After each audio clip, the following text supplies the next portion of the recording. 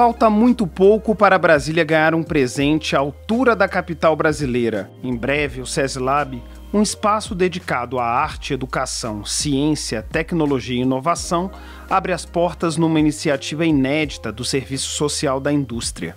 E tudo isso vai acontecer no espaço histórico de Brasília, o Touring Clube do Brasil. E quem encarou a missão de ressignificar o edifício projetado originalmente por Oscar Niemeyer foi o arquiteto Gustavo Penna. Mineiro com cerca de 50 anos de carreira, Penna é reconhecido internacionalmente pelas suas obras e seus monumentos. Dentre os mais conhecidos estão o Expo Minas, o Monumento à Liberdade de Imprensa, o Memorial da Imigração Japonesa na Pampulha e o Museu de Congonhas. Penna também integra o Conselho Curador da Fundação Oscar Niemeyer. Nessa entrevista, ele fala sobre o desafio de colocar o SESI-Lab de pé.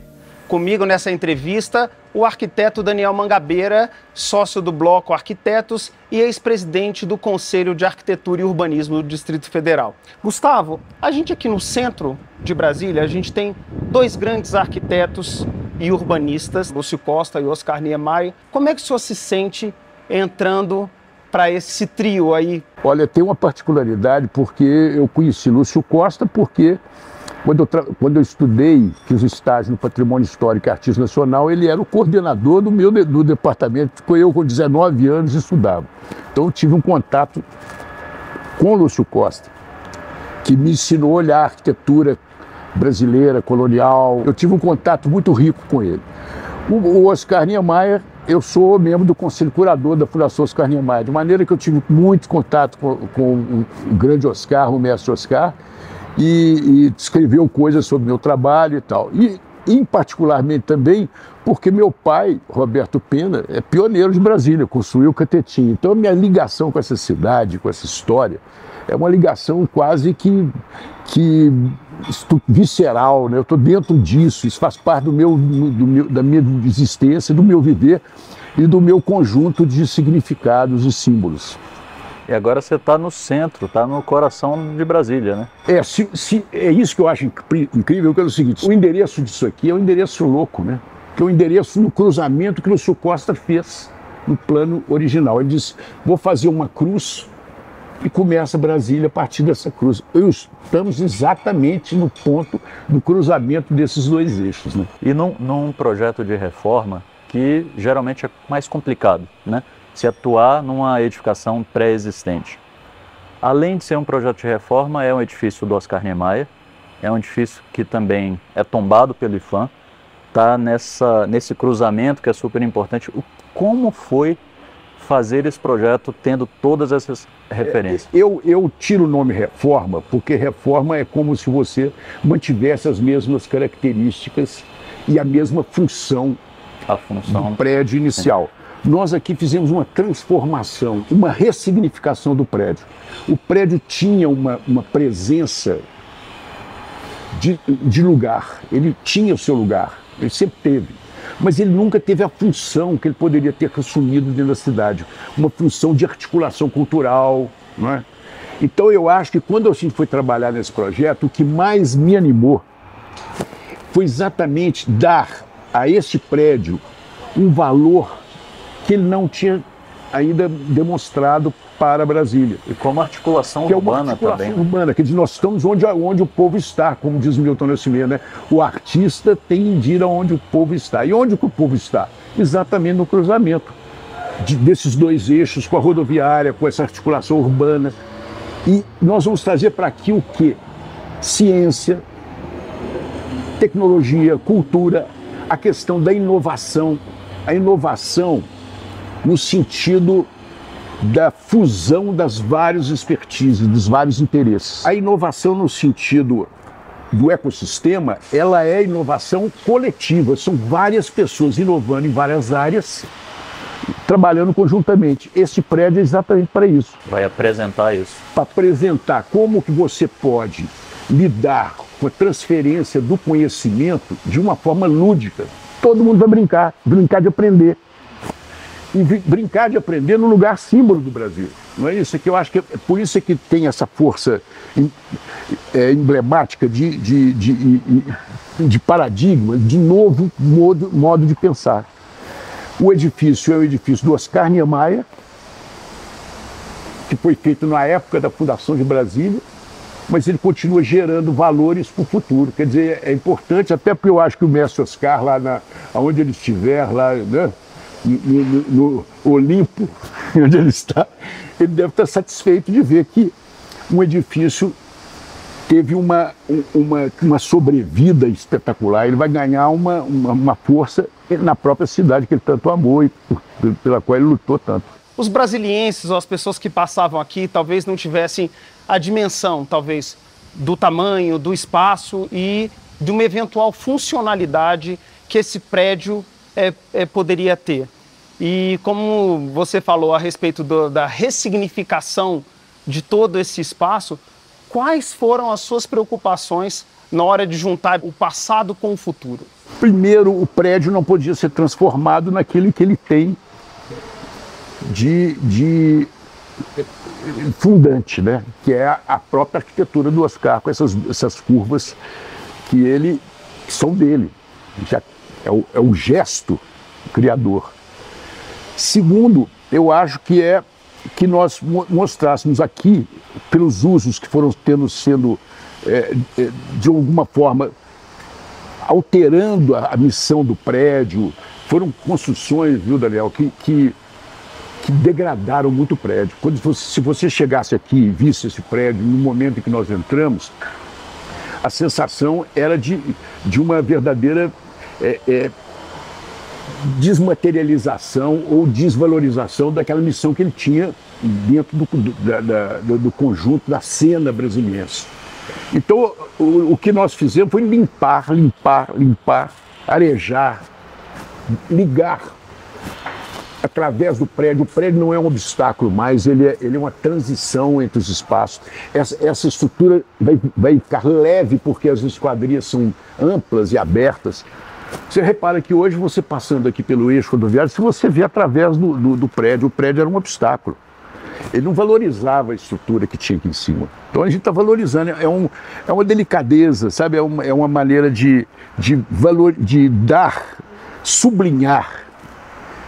É o que a gente dizia, tornar visível o visível. Porque o visível já é visível. Só que ele está tão no seu panorama costumeiro, cotidiano, que você sequer dá valor para ele. Agora, num dia que você fala, não, eu vou valorizar, e aí você trabalha nesse sentido de valorização do edifício, aí ele passa a assumir uma nova missão na cidade. Eu acho que isso que é o grande estímulo que nós tivemos para fazer esse trabalho. E trabalhar junto com o Exploratório de São Francisco, quer dizer, trabalhar com uma instituição que vem desde 1960, transferindo conhecimento para o jovem através da brincadeira. A melhor maneira de você aprender não é por sofrimento, é por delícia. Eu quero aprender porque é uma delícia aprender. E o Exploratório ensina isso. Então nós vamos trazer esse jeito de ensinar para os brasileirinhos, para os brasilienses. O Exploratório foi criado pelo Frank Oppenheimer. O Frank Oppenheimer fez isso dentro da universidade. Em 1968, o Exploratório saiu de dentro da universidade, que já fazia o makerspace, a brincadeira e tal, e foi para a cidade. Aí abriu para São Francisco. E nesse prédio os meninos foram lá visitar e brincar com o fenômeno da natureza, ver como é que funciona um vulcão, como é que faz energia elétrica, eles foram brincando com isso, entendeu? É uma coisa deliciosa. O pai levava o filho saía dali e nunca mais esquecia. O conhecimento era através da brincadeira. Em 68, meninos entraram nesse prédio. Em particular, tem-se notícia que 2 entraram lá. Um chamava Bill Gates e o outro chamava Steve Jobs. E os 2 brincaram dentro do Exploratório. Eles tinham 14 anos, 13, 14 anos, foram brincar lá. Quer dizer, imagina então como o que pode criar numa sociedade ávida de conhecimento, ávida de acesso à informação, aos fenômenos da natureza, porque nós vamos falar de fenômenos da natureza, aqui nós vamos falar de futuro, pensando futuros, nós vamos falar de makerspace, menino brincando com fio, ligando, dando choque, tomando choque, cortando pedaço de papel, fazendo montagens, professores lidando com isso, tudo dentro desse prédio, ao mesmo tempo que a cultura, da cultura brasileira, cultura, arte, ciência e cultura, tudo aqui acontecendo aqui. Então isso é uma usina, né? É uma usina que teve a sorte de encontrar esse lugar do Oscar Niemeyer aqui no eixo monumental de Brasília. Ele é um ponto mágico no planeta.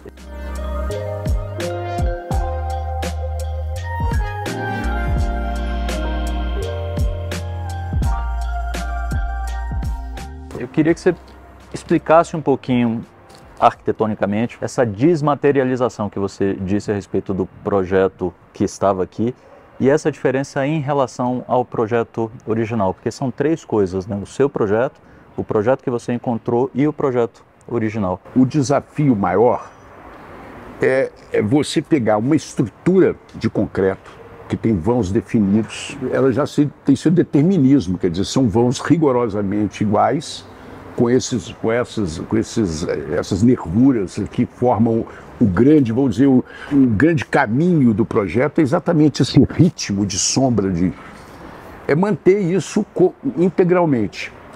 Saber que todos os edifícios têm que ser abertos, e isso faz parte da competência deles, é ser aberto a reinterpretações no futuro, porque senão eles ficariam congelados no uso só, e a obsolescência é natural, eles iam ser obsoletos. Todos os prédios, de alguma forma, têm que admitir reinterpretações. E essas reinterpretações, elas podem ser feitas de várias maneiras. A pior delas é quando você destrói. Então eu acho que aqui nós queremos o seguinte: em primeiro lugar, o prédio não sofreu alterações no que ele tem de substantivo, de definitivo, de emblemático.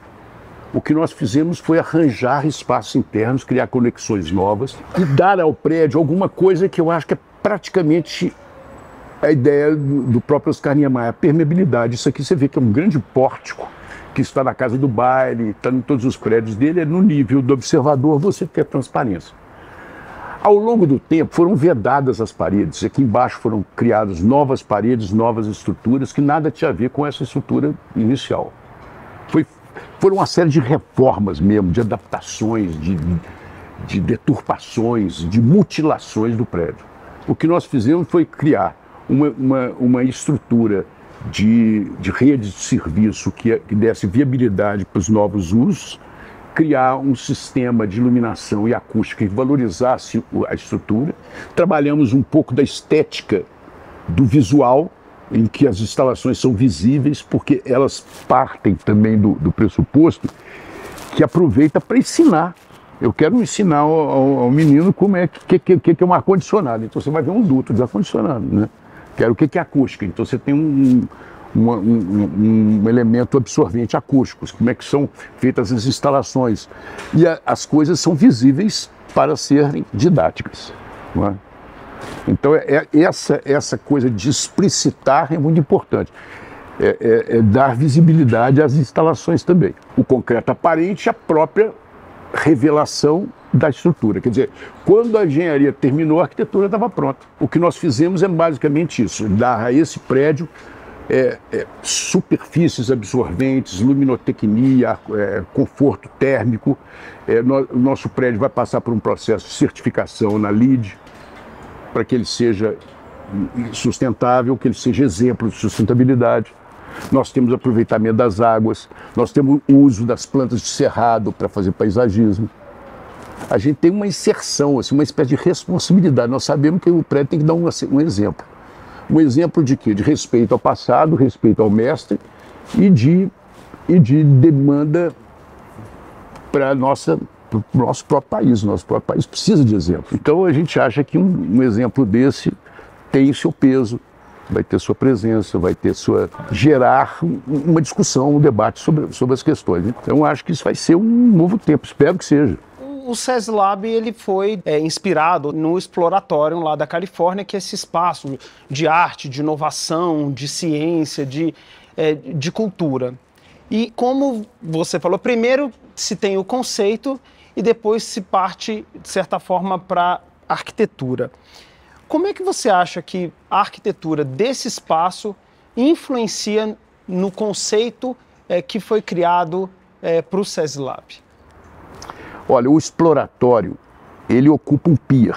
Ele se apropriou daquela estrutura do pier, tudo explicitado, as instalações todas à mostra, e uma mobilidade muito grande. Quer dizer, aqui nós temos isso também, quer dizer, as coisas se transformam aqui dentro. Nós podemos admitir várias mudanças aqui dentro desse espaço. A gente já admite no projeto que muita coisa vai mudar ao longo do tempo.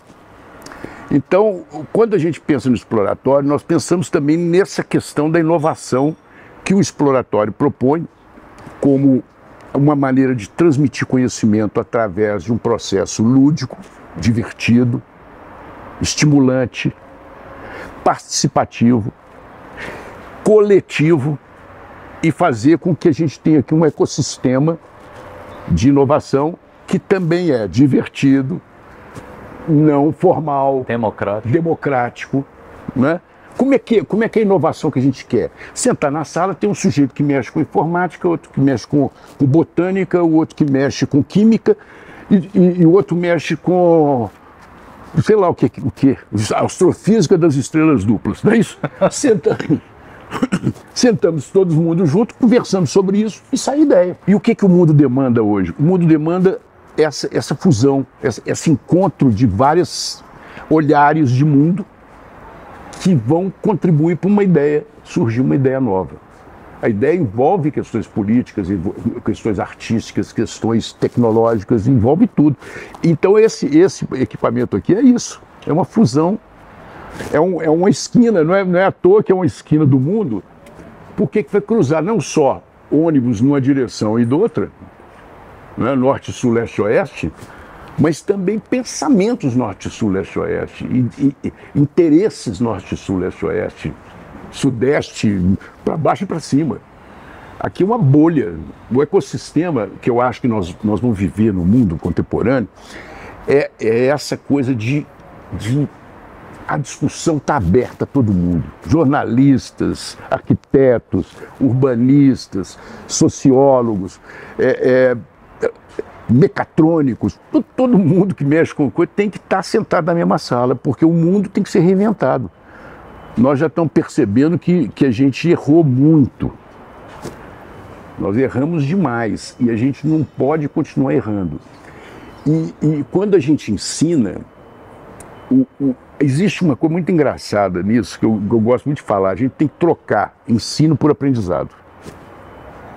Ensino pressupõe uma pessoa que sabe que vai ensinar para outra. Então você tem que trocar por aprendizado, porque no final da questão você tem que saber se aquele aluno aprendeu aquilo que você quis dizer. Que é a função do professor.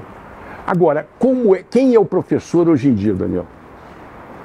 É você que é o professor da sala de aula ou é o mundo inteiro através das redes sociais, da informática, do acesso à informação? Quem é o professor?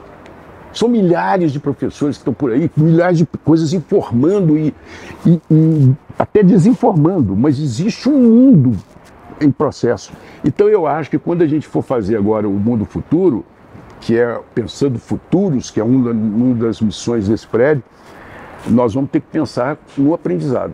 Você está falando de, basicamente, democratização de conhecimento. Não apenas do professor, mas do mundo em todo. Só que num edifício cultural, né, que envolve inovação, ciência, tecnologia, fala-se muito a respeito da elitização desses espaços culturais, né, da dificuldade de acesso. Como você acha que esse edifício que está no centro do plano piloto, basicamente no centro do país, como você acha que a arquitetura pode quebrar um pouco essas barreiras sociais, etárias também, porque você falou da criança, né, econômicas, enfim, até de formação, né, dessas pessoas. Como você acha que a arquitetura pode Eu acho atuar? Que o lugar é melhor do que o prédio só, né? Porque olha o espaço em torno. Isso aqui seja das mais novas praças de Brasília. Eu estou imaginando que isso aqui também é um espaço aberto e democrático, aberto a todos. Entra a Biblioteca Nacional, o teatro, tudo aberto. Isso aqui é um lugar de vivência. Eu tenho certeza que aqui, a partir dessa referência, vamos dizer, iconográfica aqui, vai gerar uma série de usos na área externa. Isso é uma coisa. Outra coisa que eu acho importantíssimo é a questão da curiosidade, dos programas. Os programas que estimulem a pessoa a vir conhecer. Então o pai pega o filho e fala, vou te mostrar como é que o vulcão acontece na natureza. E o pai, junto com o menino, vai se sentir aprendendo tanto quanto ele, e os dois aprendendo junto a coisas que eles não viram antes, porque não existe esse tipo de metodologia de transferência das coisas. Como elas vão ser feitas com equipamentos muito bem estudados pelo exploratório, eu acho que a meninada vai vir. E eu quero começar da meninada. Eu acho que as crianças foram as que mais sofreram durante a pandemia, porque elas foram limitadas na sua mobilidade. Foram trancadas dentro dos apartamentos, obrigadas ao não do pai ou, né, da mãe. Então, essas crianças aí, nós temos que recuperar, tem que pagar esse preço aí. E eu acho que vai ser muito interessante que um pai, que seja ele ou morador de Brasília, das regiões de periferia, ou então de qualquer lugar do Brasil, venha a Brasília e saiba que existe um lugar que foi feito para receber essa gente, para eles brincarem de conhecimento. E isso é feito de uma forma lúdica. Se reconhece que a apreensão do conhecimento através do exercício é muito mais consistente do que de uma aula expositiva. Olha lá, o professor expôs. Um dia vocês vão saber por que eu estou falando isso para vocês aqui. Um dia, entendeu? E o coitado passa a vida inteira falando, nunca usei. Agora, faz o contrário. Usa imediatamente aquele conhecimento. O conhecimento está aqui, experimenta. Olha como é que funciona. A apreensão daquilo é impressionante. E uma criança, quando apreende, ela busca outras coisas. E ela é gestora do seu processo de aprendizagem também. Ela passa a ser agente, protagonista da sua própria história.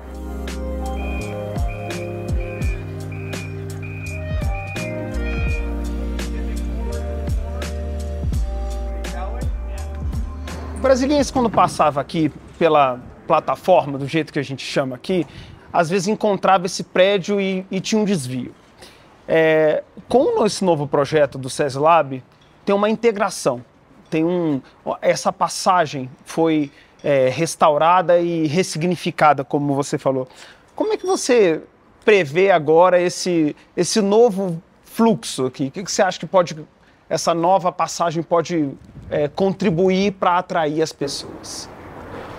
Foi engraçado porque quando a gente chegou no prédio, o prédio era uma estação rodoviária. O que a gente sentia era o seguinte, se não assumíssemos a região como um todo, ia ficar uma coisa estranhíssima. Quer dizer, é como se você valorizasse o edifício, o objeto arquitetônico, e o entorno todo degradado. Então o que adianta você ter um entorno degradado e um prédio polido, arrumado, lustrado? Aí isso aconteceu, fui nas conversas com o GDF e tudo, surgiu a possibilidade do uso dessa transição, dessa passagem subterrânea aí. Olha o que virou. Vocês vão chegar lá e vão ver que aquilo era uma Cracolândia, aquele lugar mal cheiroso, gente degradada, é muito triste ver aquilo. Agora, você vai e oferece isso para a cidade, diz assim, ao invés de você simplesmente passar por baixo, você vai ter um espaço que é um cine grátis, é um lugar para os shows. Eu soube que aqui era o lugar do rock. Brasília é berço do rock, né, do rock brasileiro. Então, gente, é bom ter isso, né? E isso é bem-vindo no sistema. O sistema quer agregar, não é? Agora, agregou-se a praça também. Então, criou uma transição agora da Zumbi dos Palmares. Ela tem que ser trabalhada porque ela é Zumbi dos Palmares e essa praça está totalmente árida, seca, não tem nada, né? Quer dizer, a gente poder um dia imaginar que criou uma transição com essa praça da biblioteca. Eu acredito que isso aqui, o prédio deixou de ser só no eixo para ser cortado pela visão, tanto na visão desse eixo, visão como também a possibilidade de travessia. Ele deixou de ser um obstáculo para ser um portal de integração. Ele altera a posição dele, né? Ele altera de uma coisa que nega para uma coisa que afirma. E isso tem relação com a posição dentro dele da cidade, porque hoje em dia discute-se muito a respeito do centro, né? Isso em todas as cidades brasileiras. Aqui também a gente tem discutido isso. O setor comercial sul está passando por essa transformação. O CONIC, que está em frente do outro lado da praça, né, está passando por isso. Então, você acha que esse edifício pode ser um pontapé inicial para essa transformação? Eu acho nós vamos assistir isso, entendeu? Nós vamos assistir isso e isso aqui não tem jeito, isso vai acontecer. Eu quero saber a dimensão disso, que isso vai trazer um exemplo, uma pergunta. Isso vai ser uma pergunta, sabe como é que é? Não é uma resposta. Eu gosto muito das coisas que são mais para pergunta do que para resposta. Porque a pergunta define e termina o assunto. A pergunta não, a pergunta inaugura a questão, ela gera outras questões. Você responde com uma outra pergunta. Então eu acho que a pergunta que vai é o seguinte: o que vai acontecer quando você faz uma acupuntura, como diz o Jamilé? Você pega um ponto que já é significativo na cidade, mas que está desenergizado, e dá a ele uma força nova. O que isso pode acontecer? Eu tenho certeza que igual não vai ficar. Alguma coisa vai acontecer a partir daqui. Essa alguma coisa é jovem. É isso que eu acho. Essa alguma coisa é nova. Não é a mesma coisa, não é uma nostalgia, uma reparação de erros do passado. Não é não, é exatamente o contrário. É dar a esses edifícios uma significância muito, muito importante para os tempos contemporâneos. Eu acho que esse prédio aqui, se você falar que esse prédio elitizado, é você falar Brasília elitizado. Não é. Brasília está na dimensão do simbólico. A dimensão do simbólico pertence à autoestima das pessoas. E a autoestima das pessoas não é elite, não é coisa elitizada. A autoestima é a maneira como eu me sinto cidadão. O maior consultor de cidadania é a autoestima. Se eu não gostar da minha cidade, eu não sou cidadão. Eu tenho raiva dela. Se eu não gostar do meu país, eu tenho raiva dele. Eu preciso ter amor a essas coisas para poder julgar, lutar por elas. Então, quando você constrói, você faz um carinho, eu diria até feminino, vamos dizer assim, na cidade de Brasília, sabe? Não é um carinho, não é uma coisa portentosa, grandes viadutos elevados, túneis, não tem nada, não é uma obra, é uma recuperação, é uma doçura, entendeu? Eu acho que nesse sentido, assim, no sentido da atitude gentil. Delicadeza. Delicadeza urbana. E de uma palavra que a gente usa pouco, cidadania. Cidadania. Né? Cidadania tem a ver com isso, com recuperação, com você se ver, você respeitar, você gostar de onde você está, né? Uma das coisas do projeto original que não tinha e foi acrescentado por você foi aquele anfiteatro ali, debaixo de onde é que tem uma árvore muito bonita e um gramado e assim, ali um anfiteatro aberto. Qual foi a sua ideia ao propor aquela conexão? Tem uma história que dizia o seguinte, que a universidade começou com homens debaixo de uma árvore. Um não sabia que ensinava e outros não sabiam que aprendiam. E o terreno já estava ali, a árvore já estava ali, o terreno já estava ali, e ele já tinha um morrotezinho, quer dizer, nós simplesmente vimos que já existia o anfiteatro, e agora vamos dar um detalhezinho dele ali para mostrar que porque ainda falta o risco. Quase como o Lúcio Costa, o projeto já estava pronto. Está pronto. Era só... Essa missão da generosidade é importante, ele não está querendo nada para ele mesmo, ele está julgando para a cidade, está devolvendo para a cidade o que ela, para o Brasil e tal. Então, eu acho que isso é devolver a essa gente que sofre, pede uma coisa que tenha consequência.